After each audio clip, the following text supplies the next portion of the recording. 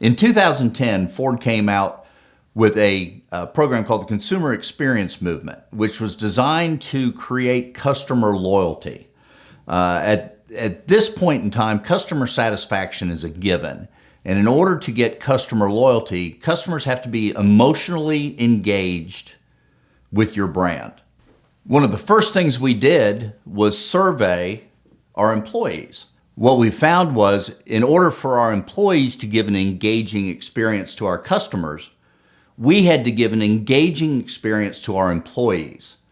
And we have been working tirelessly for the last several years on creating an environment that is engaging for everybody at the dealership. Every day we see reviews come in, and the words that stick out in there are family and friendly, and people tell us all the time that they wouldn't buy a car anywhere else. It's this type of engagement that creates this loyalty that we have that has built our business for the last several years. I was fortunate enough during the consumer experience movement to meet a gentleman by the name of Dr. Harry Cohen. Harry was one of the authors of the consumer experience movement, and he has also written a book called Be the Sun, Not the Salt, that we study as a management team to help us be the best versions of ourselves. And I think that's probably what it's really designed to do. The book Be the Sun, Not the Salt explores the heliotropic effect, which is the tendency for all living systems to be drawn toward energy that sustains life. Just like you put a plant on a windowsill, it grows toward the sun. If you put salt water on the roots contract to protect the plant. Well, people, all living things, move toward things that are positive and give them positive energy, and they shy away or protect themselves from things that cause harm or negative energy. This book is our guide to help us lead the best lives that we can live so that we can be the best versions of ourselves. I'm going to steal a chapter from Dr. Harry's book, and this one's called Be Your Best Self. My coaching philosophy can be summarized by 4 words. Do more of that. When you are at your best, what does it look like? Do more of that. How does your best self act? It's a simple observation. If you were at your best self just this morning, how did you act? Chances are you were patient, kind, thoughtful, prepared, or showed any number of positive attributes. No, you weren't perfect. Just so you know, no one's perfect. So take that pressure off yourself. Ask somebody you trust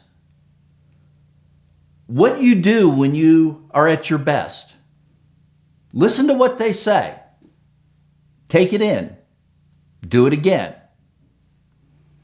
By the way, this is not about learning how to be someone else.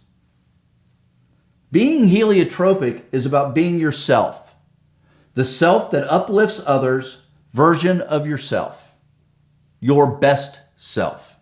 There's one chapter of the book that has been very important to me lately, and I just can't seem to get it off of my mind, so I'm going to paraphrase it. But it's chapter 26, and it's called The Parable of the Pothole. A young man walks down a not-so-good street in a bad area of town. It's dimly lit, and he falls in a pothole. He's hurt and angry. He stands up, brushes himself off, and says, "Why doesn't somebody fix that pothole?" Time goes by. The young man's walking down the same street.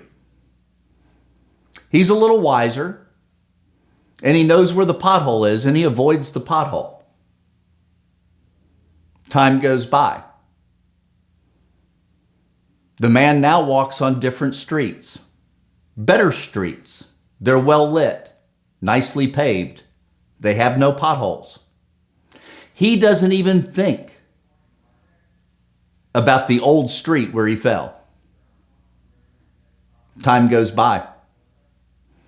The man finds himself walking down that same street. He wonders and remembers about the time that he fell in the hole. He notices that the pothole is still there and realizes that he can fix it. And he fixes the pothole. You can make a difference in other people's lives at any time.